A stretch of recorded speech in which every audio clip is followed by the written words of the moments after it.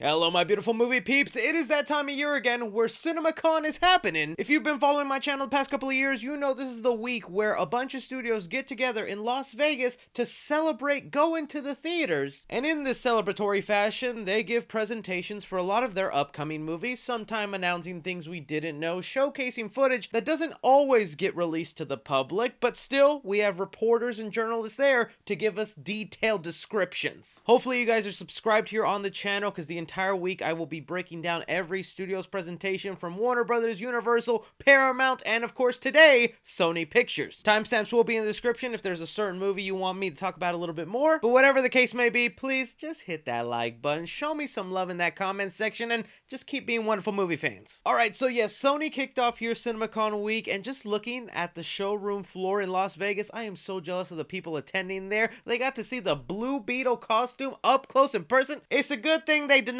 me press access to this event, or I would have stolen that suit. But putting that aside here, jumping into the first presentation of the week, Sony started off with playing a video of Will Smith and Martin Lawrence on the set of Bad Boys 4. It said that they're currently 4 weeks into filming. Just recently in the news cycle, it got revealed that Eric Dane will be playing the villain of the movie. Some people might know him as the creepy Euphoria dad. And that was kind of really it about Bad Boys 4. Glad it's happening, excited to see it. But Sony did that a lot. They didn't stay talking about a lot of movies. They just kind of talked about them, showed some footage, moved on. Like here in the case for their next movie called Dumb Money, which is going to be the real life story of the GameStop and Wall Street stock event. For those of you who didn't hear about this, during the pandemic when all the stock was going down for a lot of companies, GameStop was one of those companies suffering, and a Redditor online just got a bunch of people together to buy the stock so they can shoot up the price, and it kind of showed how broken Wall Street can be if a group of people work together. The movie will be starring Paul Dano, and he's going to be playing a YouTuber named Keith Gill, who is kind of the Redditor that started and organized everything and kind of screwed a bunch of big Wall Street people out of their money. The cast looks star-studded. Seth Rogen, Vincent D'Onofrio, Pete Davidson, Shailene Woodley. I'll be honest, I'm kind of a sucker for these kind of movies dealing with business, Wall Street, stock markets, and the cast looks fantastic. I'll probably be checking this one out. From there, they moved on to talk about Insidious the Red Door. This is the 5th Insidious film being released. They showed some exclusive footage that the public didn't get to see, but we do have a description of, thanks to discussing films, where they say here, CinemaCon attendees saw an extended trailer for Insidious the Red Door. The new footage showed an adult Dalton being haunted by a wide variety of demons while he's now in college. Patrick Wilson returns as his father John and is teased that he's now going to have to guide his son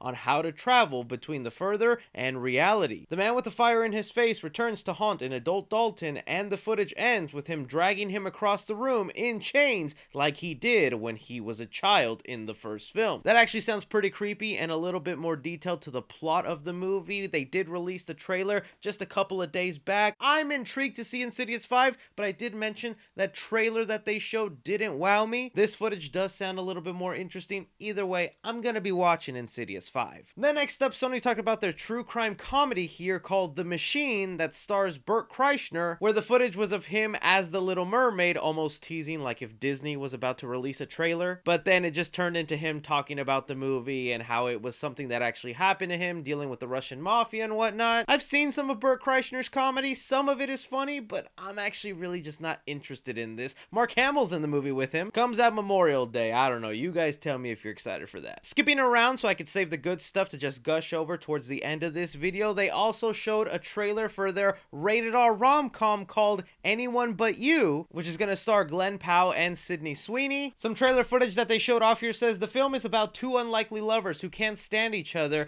but keep running back after every sexual encounter. The film seems to be really raunchy, with plenty of partial nudity between its two main stars and a mean sense of humor. The footage mainly consisted of two being romantic while also cruel to each other, like Glenn pushing Sydney off a boat by accident after reenacting the iconic moment from Titanic, and another moment of Sydney punching Glenn in the genitals. Look, I'll be honest, I can enjoy me a rated R rom-com, and also respectfully, they said partial nudity and Sydney Sweeney.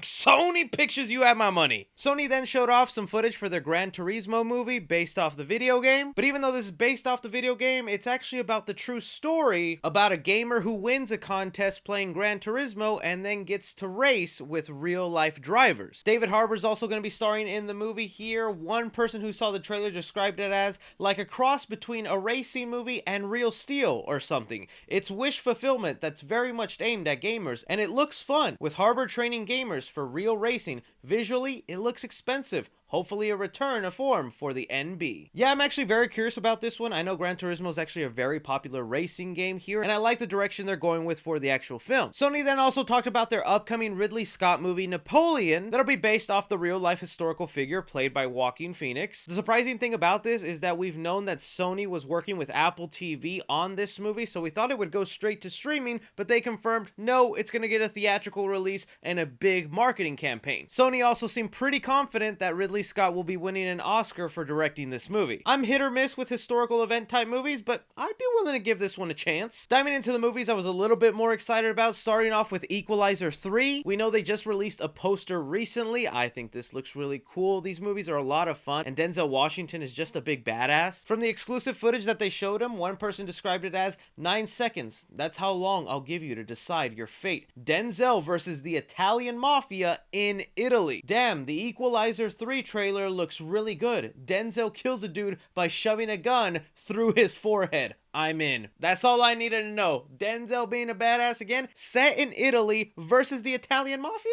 That sounds like it could be a good time. Moving on, talking about the Ghostbusters Afterlife sequel. Since it's currently being filmed right now, they didn't have any footage to show them. It was just Gail Kinnan, the director, and Jason Reitman, the producer, talking about the film, excited for it. But they did confirm that Paul Rudd and Carrie Coon will be putting on the iconic jumpsuits for this movie. In fact, there have even been set photos where you can see Paul Rudd almost looking like a Jedi walking around the set. But if you look at his collar, that is a Ghostbusters jumpsuit collar if I've ever seen one. Kind of awesome to know that Paul Rudd will actually be wearing an official Ghostbusters outfit. I'm still very excited for this movie. It's currently still rumored to be releasing this year, although I doubt it's going to meet that release date. I was hoping they would have at least revealed the official title of the movie, but no, just a little confirmation that these two characters will be putting on them jumpsuits. Bringing us, of course, to the two biggest things revealed here during the Sony CinemaCon panel. Attendees were shown 14 minutes of Across the Spider-Verse. And thanks here again to Discussing Films, we have here an exact description of those 14 minutes, so sit tight while I read it for you. The scene kicked off with Gwen Stacy coming to visit Miles Morales for the first time since the events of the first film. He clearly still has a crush on her, and she embarrasses him by going through his notebook, which includes dozens of colorful drawings of her. They both escape his room, even though he can't because he's grounded. Spider-Gwen is visiting Miles to inform him of this secret society of multiverse spider people, and she's been stopping threats across different dimensions. The goal of this multiversal spider society is to stop the universe from colliding. They're swinging across the city and catching up. It's obvious that there is more of a romance between them. Miles is trying his best to be smooth, but she tells them they can't be tempted to be together, since in every universe Gwen Stacy falls in love with Spider-Man, and in every universe that doesn't end well. Alluding to death, Miles responds with, well, there's a first time for everything, right? Which further ignites their romance tension. Gwen then meets Miles' parents, and they can tell they like each other. After some awkward introductions, she gets called back to the Spire Society and leaves,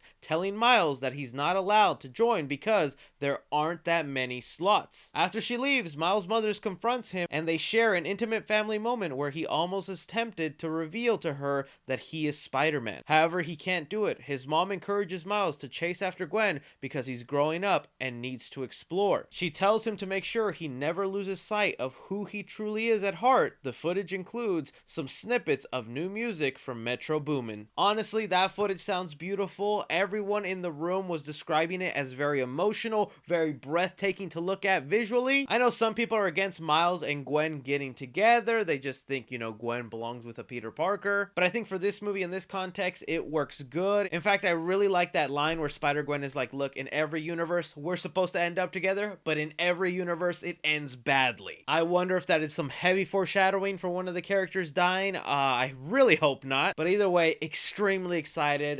This footage sounds great. Finally, now talking about the big giant reveal. The only thing that was really bumping during Sony CinemaCon panel. I mean, I don't know what happened this year, man. I was waiting for some Tom Holland updates about his universe or some new spin-off announcements. Heck, even an update on El Muerto or Morbius 2 or even Venom 3. But no, they decided to talk about Kraven the Hunter, and honestly, I have not been that excited for this movie. Even though I like Kraven the Hunter as a villain, Aaron Taylor Johnson is a great actor, my excitement level for this movie was basically as bottom of the barrel as it can be.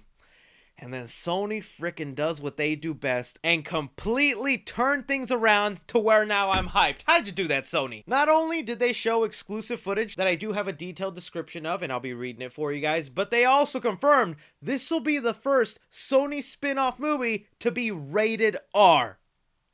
Rated R Kraven the Hunter. Are you hearing this? And this isn't just like oh, maybe it's a little too violent. There's a curse word here and there, so I guess it just automatically makes it rated R.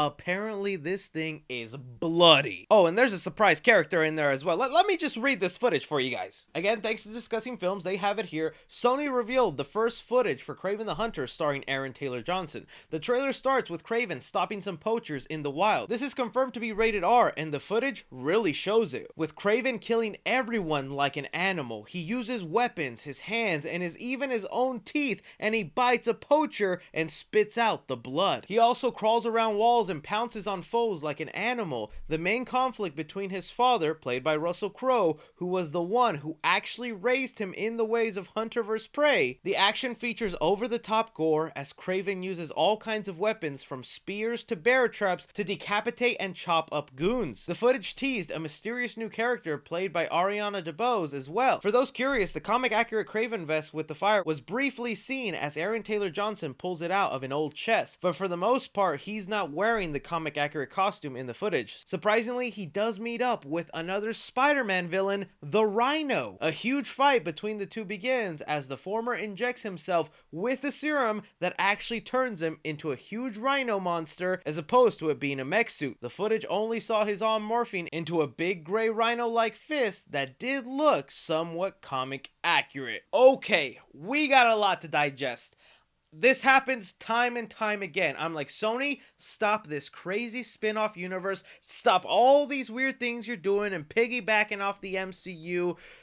No! Save Kraven the Hunter and Rhino for Tom Holland's movies, man. We have not seen those villains versus Spider-Man, and the fact that you're doing solo movies about them means they're most likely not going to show up in Tom Holland's movies. But even with me already having that mindset, a rated R Kraven the Hunter movie that is described as this bloody and gory?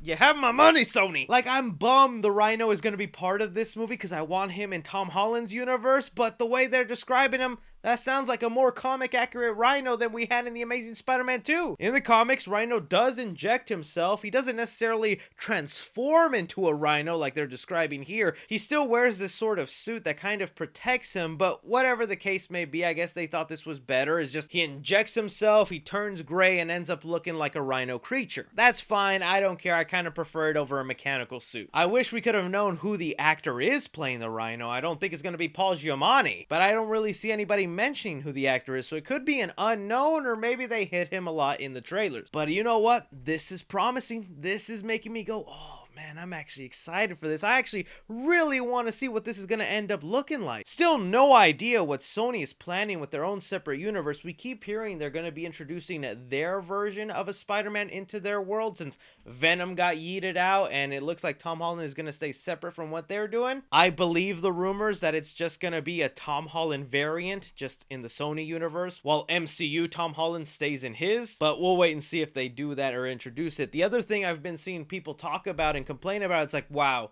you gave Kraven the Hunter the rated R movie? What about Venom? We had a Venom versus Carnage movie and you didn't make that rated R? Oh, trust me, I'm kind of pissed about that too, but Sony kind of had a good reason for why Venom was PG-13. It was reported way back when those movies were being made, Sony was hopeful that if they made a great enough movie that Kevin Feige would be like, fine, he's part of the MCU. And for a long time, those spin-off movies, it was kind of vague. Like, are they set in the MCU? Are they in their own separate universe? Then that post-credit scene for Venom 2 made it clear it is its separate universe, and Venom jumped over, and then he quickly jumped back. And so now that it seems very obvious that Marvel doesn't have any intentions to have their Spider-Man Tom Holland fight the Sony villains, Sony was like, fine, let's stop trying to appease Marvel, be like them, let's just go crazy in our universe. And that might be the best thing to do, because this sounds like a villain. This don't sound like no anti-hero. Even Morbius should have been given a rated R movie. That's a blood-sucking vampire right there, and he got kind of violent in his movie, but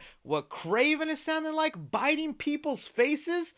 I don't think you're gonna turn him into a good guy. That's what I've been missing from these solo movies. Just make them straight up villains. So yeah, even though I'm not in love with the spin-off universe or even excited for whatever plans Sony has, because they still got Morbius, the Vulture, Venom, Kraven, and now Rhino. That's 5. They're 1 person away from completing their solo Sinister 6 movie they want to do so bad. It better not be El Muerto. Something is brewing at Sony. This could be good, you know. The only other thing I'll say is, if you want Venom 3 to end up being rated R, you're going to have to show up for Kraven the Hunter. You're going to have to spend that money and make that a hit, because if Sony sees that, they're going to make more rated R spin-off Spider-Man movies, and Venom 3 might be next. I don't know. I'd love to hear what you guys think, but that does conclude Sony's presentation for CinemaCon. Kind of a weak one, not a lot of amazing stuff. If you stuck through and listened to every single thing I talked about here, I love and appreciate you. Please be sure to come back throughout the week while I cover all the other presentations. You guys are awesome. Don't forget to like, subscribe, follow me on Twitter at 3C Films or on TikTok at 3C Films. But as always, I'm Chris.